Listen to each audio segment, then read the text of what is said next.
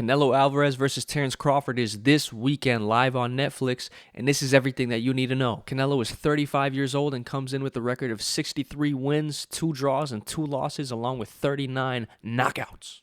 Some of those wins include Triple G Gennady Golovkin, whom he had a terrific trilogy with, one of the best in boxing history. He came out of that trilogy with 2 wins and 1 draw. Those 2 wins against Golovkin, as controversial as they may be, are the 2 best wins on his record. Some other notable wins on Canelo's record include the very good Danny Jacobs, the very tricky Erislandy Lara, and Sugar Shane Mosley. And Canelo is so great that one morning in 2019, he decided, you know what? Fuck it, I'm going to be light heavyweight champion of the world. And he went and knocked out Sergey Kovalev. Some of Canelo's more notable recent wins include the very tricky southpaw Billy Joe Saunders, a gypsy from the UK, the very quick and slick smooth operator Caleb Sweethands Plant, and one half of the Charlo twins, the very formidable Jermell Charlo, who is also a former undisputed champion at super welterweight. Canelo's 2 most recent wins are against Edgar the Bum Berlanga and William Skull, who decided to show up and do cardio instead of fight. Disclaimer, these are all jokes. Edgar Berlanga would wipe the floor with me, and William Skull would 100% beat me in a race. Now let's look at the man Canelo will be fighting on Saturday, Terence Crawford. Terence Crawford is 37 years old and comes into this fight with a record of 41 wins, no losses, with 31 knockouts. Some of Crawford's notable wins include the man from the UK, Kell Brook, the older brother of the monster David Benavidez, Jose Benavidez, a man from Kangaroo Land who was 1 year removed off a win over Manny Pacquiao, Jeff Horn, a man whom Canelo also beat with possibly some of the quickest hands in the history of boxing, the super speedy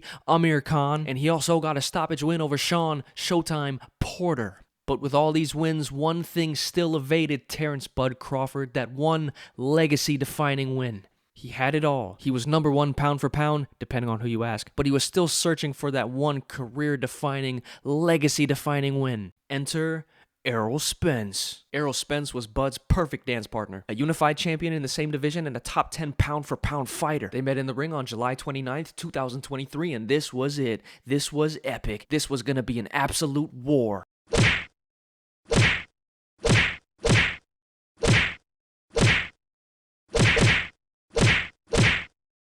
The fight with Errol Spence ended up being a complete one-sided absolute baptism, but Terence Crawford finally had his career-defining, legacy-defining win. And what did he follow it up with?